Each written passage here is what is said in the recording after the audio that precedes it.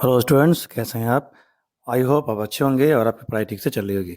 Students, मैंने आपसे promise किया था कि चैप्टर नंबर 2 इंग्लिश कावेरी के द पॉट मेकर के क्वेश्चन आंसर के बाद मैं आपको प्रोवाइड कराऊंगा chapter number 3 winds of changes के भी क्वेश्चन आंसर। तो विंड्स ऑफ चेंज के क्वेश्चन आंसर के साथ मैं आपके लिए हाजिर हूँ। आइए बिना देर के शुरू करते हैं। और उससे पहले आप चैनल को सब्सक्राइब कर लीजिए। नए हैं तो सब्सक्राइब जरूर करिए, और पुराने हैं तो वीडियो को लाइक करते रहिए, और अपने फ्रेंड्स के बीच, अपने दोस्तों के बीच इन वीडियोस को शेयर करते रहिए। आइए शुरू करते हैं। क्वेश्चन नंबर 1 आपका है, how does the title winds of change capture the essence of the chapter. तो आइए मैं आपको आंसर को एक्सप्लेन भी कर देता हूँ हिंदी में। The title winds of change सिंबलिकली represent the transformation in the use and significance of पंखा ओवर टाइम। कह रहे कि विंड्स ऑफ चेंज ये सिंबॉलिकल है। ये सिम्बलाइज क्या करता है? ये सिम्बलाइज करता है कि जो ट्रांसफॉर्मेशन हुआ है पंखे के यूज में और पंखे के डिजाइन में, पंखे के महत्व में। In earlier days pankhas were essential household items used for cooling and were deeply connected with Indian tradition. कह रहे पुराने समय में पंखों का जो यूज होता था वो हवा करने के लिए होता था, अपने आप को कूल करने के लिए होता था। और पंखे जो है कि ट्रेडिशन के साथ थे और हस्तकला की निशानी होते थे, क्राफ्ट्समैनशिप के होते थे। उनमें बहुत सी कलाकारी की जाती थी, मीनाकारी की जाती थी, हाथों से बनाए जाते थे, कला का अद्भुत नमूना होते थे। However, with the advent of modern technology such as electric fans and air conditioners, कह रहे कि बीते समय बीतता गया और एडवांस समय में, आज के समय में, मॉडर्न समय में जो है कि टेक्नोलॉजी का क्या हो गया है, एडवांसमेंट हो गया है। और टेक्नोलॉजी के एडवांसमेंट होने के नाते बहुत सारे चेंजेस आ गए हैं। आजकल आप इलेक्ट्रिक फैंस आ रहे हैं जो बिजली से चलते हैं, एयर कंडीशनर्स आ रहे हैं जो तुरंत पल भर में कूल कर देते हैं। Their practical importance has gradually decline. उनके जो इम्पोर्टेंस है वो क्या हो चुके हैं, डिक्लाइन हो चुके हैं। Today's pankhas are valued mainly as decorative objects and cultural objects. तो उस समय के जो पंखे होते थे वो डेकोरेटिव ऑब्जेक्ट्स के लिए होते थे, और कल्चर भी उसमें झलकता था। भाई हाथों से बनाए जाते थे, हस्तकला के नमूने हुआ करते थे। दस the title effectively highlight the changing life style. ये जो टाइटल है ना आपका, ये चैप्टर का, वो सबसे परफेक्ट है। वो अच्छे तरीके से हाईलाइट करता है कि कैसे कैसे चेंजेस आए। पुराने ज़माने में पंखे कैसे बनते थे, किस मटेरियल के बनते थे, आजकल के पंखे कैसे बनते हैं, किस मटेरियल के बनते हैं। तो ये एक बहुत ही बड़ा बदलाव था। समय के साथ साथ टेक्निक चेंज हुई, समय के साथ साथ आर्ट चेंज हुआ, समय के साथ साथ ज़रूरतें चेंज हुई, उसके हिसाब से पंखा भी चेंज हो गया। Evolving trends and shifting culture significance associated with पंखा। तो ये पंखे का जो है कि चेंज नहीं है, तो वो तो है ही, कल्चर का भी चेंज है, कल्चरल शिफ्ट है ये। यानी कल्चरल शिफ्टिंग है और इवॉल्विंग ट्रेंड है। ट्रेंड बदलता रहा, लोगों के शौक बदलते रहे, लोगों की ज़रूरतें बदलती रहीं, उस हिसाब से चीज़ों में भी बदलाव किए गए। आइए आगे देखते हैं हम। क्वेश्चन नंबर 2 देख लेते हैं। कह रहा है कि support the following statement with any two example from the chapter. तो ये जो आपका है, इसको आपको सपोर्ट करना है कोई दो एग्जाम्पल दे करके। ऊपर जो बात कही गई है ना, उसी को आपको सपोर्ट करना है। आइए आंसर देख लेते हैं। कर the statement the structure and design of pankha are testimony to the cultural identity. कह रहे कि structure and design of pankha are testimony to the cultural identity. कह रहे कि जो इसका स्ट्रक्चर है पंखे का और जो डिजाइन है वो क्या है, एक कल्चरल टेस्टिमनी है। इसको आप कैसे जस्टिफाई करेंगे? तो इस justifies by unique features of पंखा। करिए हम ऐसे जस्टिफाई कर सकते हैं कि पंखे जो बनते हैं उनकी यूनिक फीचर्स होते हैं, found across different parts of India. Bharat के डिफरेंट पार्ट में, अलग अलग जगह में कई कई प्रकार के पंखे बनाए जाते हैं। Pankhas are decorated with intricate embroideries. कई जगह पंखे बनते हैं तो किनारे में, पंखे जो होते हैं किनारे में उनकी एम्ब्रॉयडरी की जाती है, यानी कि नक्काशी की जाती है, डिजाइन बनाए जाते हैं। एप्लिक वर्क किए जाते हैं। एंड कलरफुल फैब्रिक्स, और कलरफुल फैब्रिक कपड़ों का यूज़ करके उसको जो है कि गोटेदारी बनाई जाती है, उसको गोटा बनाया जाता है उसका, यानी गोटेदारी कहते हैं उसको। Reflect the local artistic and tradition in craftsmanship. और जो लोकल कलाकार होते हैं, कलाकार का मतलब आर्टिसन होते हैं, जो इसके बनाने वाले होते हैं, वो अलग अलग डिज़ाइन के पंखे बनाते हैं। हमारे यहाँ यूपी और बिहार में जो पंखे बनते हैं वो बांस के बनते हैं। बांस की लकड़ी को काटा जाता है और पतले पतले उसके बनाए जाते हैं, लकड़ी को पतला पतला किया जाता है, फिर कलर में भी डुबोया जाता है, नहीं तो फिर ऐसे सादा ही बनाया जाता है, तो उसको हाथ से हम लोग डुलाते हैं या हवा करते हैं। ऐसे बहुत जगह अलग अलग प्रकार के डिजाइन से बनाए जाते हैं। They are often made from locally available material such as palm leaf. कहीं कहीं भारत के कुछ स्टेट में पाम लीफ से, ताड़ के जो पत्ते होते हैं उनसे पंखे बनाए जाते हैं। कहीं बैम्बू से बनाए जाते हैं, यूपी बिहार में ही बैम्बू से बनाए जाते हैं, बांस के लकड़ियों को पतला पतला छील के काट के बनाए जाते हैं। एंड सोला, और कहीं कहीं सोला से बनाए जाते हैं। The patterns, carving and motives used in design frequently depictive regional culture. और उसमें तरह तरह की डिजाइन भी बनाई जाती है, कार्व किया जाता है, मोटिव्स होते हैं उसके। Culture, festival and religious beliefs, तो उसमें फेस्टिवल के भी बिलीफ होते हैं, रिलीजन के भी बिलीफ्स होते हैं। 10 the structure, material and decorative element. पंखे का जो स्ट्रक्चर है, जो उसमें मटेरियल यूज किया गया है, या जो डेकोरेटिव एलिमेंट्स है पंखे का, वो सीवियर है, गंभीर है, as a reflection of rich culture, heritage and identity of different region of India. ये बताने के लिए पर्याप्त है, उसका स्ट्रक्चर, उसका मटेरियल, उसका डेकोरेटिव एलिमेंट, ये बताने के लिए पर्याप्त है कि हमारा देश कल्चरल हेरिटेज से और आइडेंटिटी से भरा पड़ा है। अगला क्वेश्चन ले लेते हैं। The chapter mention pankhas running the risk of slowly losing their presence among Indians, evaluate how the balance between preserving traditions and traditional craftsmanship and incorporating innovative designs in the creation of पंखा will help in this regard। आइए इसको देख लेते हैं। कह रहा है balancing tradition craftsmanship with modern innovation. कह रहा है कि आज के समय की जो डिमांड क्या है कि ट्रेडिशनल क्राफ्ट्समैनशिप को और मॉडर्न ज़रूरतों को, मॉडर्न इनोवेशन को यानी आविष्कार को बैलेंस करने की ज़रूरत है। अगर पुराने सभ्यताओं को, पुराने परंपरागत तौर तरीकों को नए इनोवेशन से जोड़ दिया जाए तो फिर कमाल हो जाएगा। कैन हेल्प कीप द पंखा रिलेवेंट इन कंटेम्प्रेरी सोसाइटी। आज के इस कंटेम्प्रेरी सोसाइटी में भी पुराने ज़माने के जो पंखे हैंडमेड होते थे उनको रेलिवेंट बनाया जा सकता है सोसाइटी में, by preserving traditional technique such as hand weaving. जैसे पुरानी जो टेक्निक है, परंपरागत जो टेक्निक है पंखा बुनने की, बनाने की, बुनने की, जो हाथ से पंखा बुना जाता, हाथ से पंखा बनाया जाता था, एम्ब्रॉयडरी उस पे कढ़ाई की जाती थी, किनारे किनारे डिजाइन बनाए जाते थे, कार्विंग उस पे कुछ कार्विंग भी की जाती थी। Artisan can safeguard the rich culture. तो आर्टिसन उस जमाने में कमाल का काम किया करते थे, तो अपने रिच कल्चर को प्रदर्शित करते थे जो हमारे देश का कल्चर है। At the same time introducing innovative designs, उसी समय उन्हीं पंखों में कुछ इनोवेटिव डिजाइन कर दिया जाए, न्यू मटेरियल्स, नए सामग्री का प्रयोग किया जाए, एंड कंटेम्प्रेरी स्टाइल, और वर्तमान समय के मॉडर्न ज़माने की जो स्टाइल है उस स्टाइल में अगर पंखे बनाए जाए तो ये अपील करेगा, यानी यंगर कंज्यूमर्स, जो हमारे नौजवान कंज्यूमर्स हैं, आजकल के जो बच्चे हैं, जो कंज्यूमर्स हैं, उनको वो अट्रैक्ट करेगा। And expand opportunities in global market, और वो जो नया प्रोडक्ट बना हुआ है उसकी ग्लोबल मार्केट में डिमांड भी बढ़ा देगा।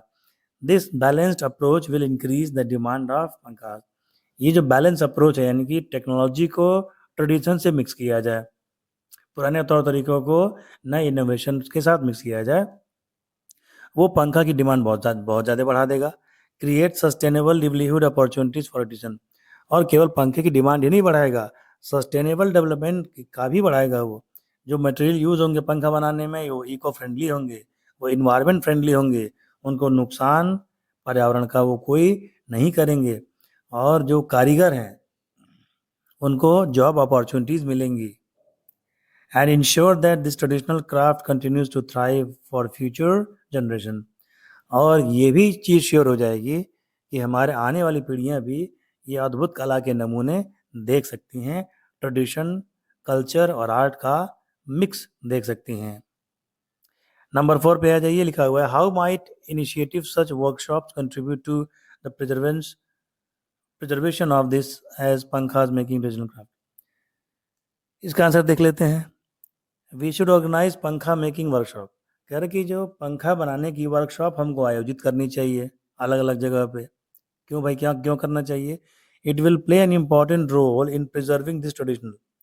तो बाकी आजकल के जो बच्चे हैं, अब वो अगर नहीं देखेंगे, नहीं सीखेंगे तो फिर वो जान भी नहीं पाएंगे वो। तो ये वर्कशॉप जब आयोजित किए जाएंगे स्कूल लेवल पे, कॉलेज लेवल पे, यूनिवर्सिटीज लेवल पे या डिस्ट्रिक्ट लेवल पे, तो लोग जाएंगे और लोग इंटरेस्ट दिखाएंगे उसको देखने में, बनाने में, वो सीखेंगे तरीका बनाने का। जो younger generation the skill and technique required to make पंखा। यंग जनरेशन जो हमारी आज की है वो भी देखेगी, टेक्निक सीखेगी, ट्रेडिशनल मेथड सीखेगी पंखे बनाने के। Through these workshops we can also create awareness about the cultural importance. और इन वर्कशॉप्स के सहायता से हमारा जो कल्चरल अवेयरनेस है, अपने कल्चर के प्रति जो हमें जागरूक होना चाहिए वो भी हो जाएगा। हमारे क्राफ्ट, हमारे आर्ट, हमारा हमारा कल्चर, इन तीनों के प्रति हमको जागरूक करने के लिए मौके मिलेंगे। Encourage appreciation for handmade products. और उन बच्चों में हैंडमेड जो सामान है, जो सामान हाथों से बनाए जाते हैं, उनके प्रति अट्रैक्टिवनेस उत्पन्न होगा और वो उसको प्रेम करेंगे। रेडीमेड प्रोडक्ट के अलावा वो हैंडमेड प्रोडक्ट भी, उसकी भी वो तारीफ करेंगे। Additionally they will provide artisan with platform of sharing knowledge. और एक फ़ायदा और होगा कि जो आर्टिसन होंगे उनको भी प्लेटफॉर्म मिलेगा अपने नॉलेज को पास ऑन करने के लिए। एक पीढ़ी से दूसरे पीढ़ी में नए लोगों को सिखाने में मदद मिलेगी। It will promote creativity and generate interest among people by which. इस तरीके से यंगर जनरेशन में इंटरेस्ट जगेगा, क्रिएटिविटी जगेगी, लोग क्रिएटिविटी सीखेंगे, इंटरेस्ट के साथ सीखेंगे। By which more people would support और परचेज दीज हैंडीक्राफ्ट। इस तरीके से ज़्यादा लोग इसमें क्या करेंगे, पार्टिसिपेट करेंगे, सपोर्ट भी करेंगे और हस्तकला के नमूने सीखेंगे भी। नंबर 5 देख लेते हैं। The writer mention celebrating pankhas in the concluding part of the chapter. assess how this could be beneficial to artisan and the craft। कह रहे कि राइटर ने सेलिब्रेट किया है पंखा बनाने वालों को और पंखा की कला को, उनके आर्ट को। तो आप ये बताइए कि ये जो आर्टिसन है उनका फिर फ़ायदा कैसे होगा? अगर हम आर्टिसन को ज़्यादा फ़ायदा कराना चाहते हैं तो कैसे हो सकता है? आंसर है, इफ़ वी सेलिब्रेट पंखा इन एग्जीबिशन। हम अगर इसकी प्रदर्शनी लगाएं, शोकेस लगाएं, एग्जीबिशन लगाएं, इसका त्योहारों में, फेस्टिवल्स के टाइम इसको हम प्रमोट करें, कल्चरल इवेंट्स में, जो सांस्कृतिक कार्यक्रम होते हैं इनमें हम उसको अगर शो करें, तो it will increase public awareness and appraisal for this tradition. तो लोगों में इसके प्रति प्रेम उमड़ेगा, लोग इसकी तारीफ करेंगे और नया चीज़ देखने को मिलेगा। Such acceptance can boost the demand for handmade pankhas. और ये जो स्वीकारता मिलेगी, लोग उसको एक्सेप्ट करेंगे, डिज़ाइन को, उसके आर्ट को, तो इससे और भी पंखे बनाने की डिमांड आएगी। अब डिमांड आएगी तो फिर सप्लाई करने के लिए पंखे बनाने पड़ेंगे, which can improve the livelihood of artisan in return. तो इसके चलते जो लिवलीहुड मतलब रोजगार, जो रोजगार के जो अवसर हैं वो भी आएंगे। नए नए बच्चे जो पढ़ लिख करके बेरोजगार हैं उनको भी रोजगार करने का साधन मिलेगा, क्योंकि जब सप्लाई रहेगी, डिमांड रहेगा तो सप्लाई रहेगी, तो मार्केट में वो सामान आने चाहिए। It helps us to preserve the cultural heritage associated with पंखा मेकिंग। और हमारा जो कल्चरल हेरिटेज है, हमारी जो सांस्कृतिक संपदा है, उसको भी एसोसिएट मिलेगा इससे, उसको भी हेल्प मिलेगा और लोग पंखा मेकिंग सीखना चाहेंगे। On the other hand it will encourage artisan for continue practising. और जो आर्टिसन है, सपोज कर लीजिए कि पंखा, पुराने पंखा बनाने वाले, अगर वो पंखा कोई खरीदेगा नहीं तो पंखा क्यों बनाएंगे? वो भूखों मर जाएंगे बेचारे, और धीरे धीरे वो अपने इस प्रोफेशन को छोड़ के किसी और प्रोफेशन को ज्वाइन कर लेंगे। तो ये आर्ट है, ये जो कला है, ये जो हैंडलूम है, वो तो वैसे ही चला जाएगा, क्योंकि उसके बाद कोई सीखेगा नहीं। For continue practising and innovating their skills. तो ये कला जीवित रहे, आर्ट जीवित रहे, पुरानी चीज़ें, परंपराएं जीवित रहें, इसकी जिम्मेदारी हमारे ऊपर भी है। नंबर 6 है, how does the restrictions of the use of pankha for decorative purpose reflect the changing culture role of these traditional fans in modern India. इसको देख लेते हैं।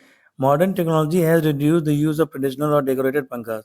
कह रहे नई टेक्नोलॉजी जब से आई है ना, तब से ये लोग डिज़ाइन पे ज़्यादा फोकस कर रहे हैं, पंप एंड शो पर ज़्यादा फोकस कर रहे हैं और क्वालिटी पे फोकस नहीं हो रहा है। It had completely change practically functions. और प्रैक्टिकली रूप से भी अगर देखें तो पुराने पंखे जो है कि उनको भाई चलाने में मेहनत लगती थी। हाथ से पंखा लेके आप ऐसे ऐसे जो है कि डुलाएंगे उसको, तो भाई आपको एनर्जी भी खर्चा करनी पड़ेगी ना, आपका हाथ दर्द करेगा। इलेक्ट्रिक पंखे हैं तो वो चलते रहेंगे, फिर आपको हवा देते रहेंगे। Electric fans and air conditioners are easy to use. जो इलेक्ट्रिक पंखे हैं और एयर कंडीशनर हैं वो यूज़ करने में आसान है, बस आपको एक स्विच दबाना होगा। And cooling capacity is far ahead than old decorative fans. और अगर एसी की तुलना या आपने इलेक्ट्रिक पंखों की तुलना कंपैरिजन अगर हम करें पुराने पंखों से जिसको हम हाथों से हवा करते थे, तो स्पीड में तो कोई तुलना ही नहीं है, कूलिंग कैपेसिटी में भी कोई तुलना नहीं है। एसी तुरंत ठंडा करता है, चिल्ड कर देता है। Traditional pankhas are valued more than their aesthetic and cultural significance. पर अगर इस मामले में तुलना किया जाए तो जो पुराने पंखे होते थे, जो हम जिनको हम हाथों से यूज़ करके डुलाते थे या उनको हम हवा करते थे, तो वो कलात्मकता के लिए फेमस थे। ये कलात्मक सुंदरता के लिए फेमस थे, आर्टिस्टिक ब्यूटी के लिए फेमस थे ये, और उनसे अपना कल्चर झलकता था, उनसे अपना ट्रेडिशन झलकता था। क्वालिटी के मामले में तो बेहतर तो थे ही, लेकिन अगर फंक्शन देखा जाए तो आजकल जो इलेक्ट्रिक पंखे हैं, सो उतना फंक्शन तो नहीं कर पाते थे, फंक्शन बिल्कुल ही अलग था। This shift shows how the role of pankhas has evolved from being a daily utility to become symbol of art. इस तरीके से हम ये देख सकते हैं कि जो पंखा का रोल था हमारे जीवन में, हमारे लाइफ में, जो पंखा का रोल था, जो उसका किरदार था, वो इवॉल्व हो चुका है, बदल चुका है, आगे बढ़ चुका है। समय के साथ उसमें बदलाव आ गए हैं। अब वो डेली यूटिलिटी की चीज़ है, सिंबल का आर्ट, सिंबल ऑफ आर्ट भी है, कलात्मकता का प्रतीक भी है और डेली यूटिलिटी भी है वो। अब ऐसा ही शायद कोई घर होगा जिसमें पंखा ना होगा। ठीक है।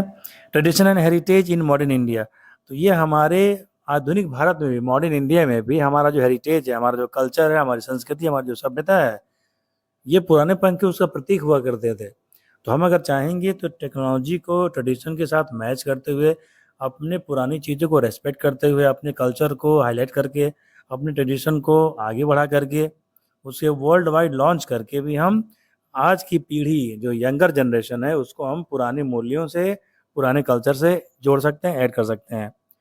तो मिलते हैं आपसे एक नए वीडियो में चैप्टर नंबर 4 के क्वेश्चन आंसर के साथ। और मैं ये भी प्लान बना रहा हूँ कि आपको अच्छे से अच्छा एक्सप्लेनेशन दूँ मैं चैप्टर्स के। मुझे कई सारे बच्चों ने सुझाव दिया कि सर आप एनिमेशन वीडियो बनाए करिए। अब मैं टेक्नोलॉजी में उतना बेहतर तो हूँ नहीं, टेक्नोलॉजी से मेरा दूर दूर तक कोई नाता है ही नहीं, मैं ट्रेडिशनल वीडियो बनाने में पसंद करता हूँ। तो मैं प्रयास करूँगा कि भाई आपको एनिमेशन के थ्रू पूरी स्टोरी को समझाया जा सके, पूरी स्टोरी को आपको दिखाया जा सके। तो चलिए मिलते हैं अगले वीडियो में, तब तक के लिए जय हिंद।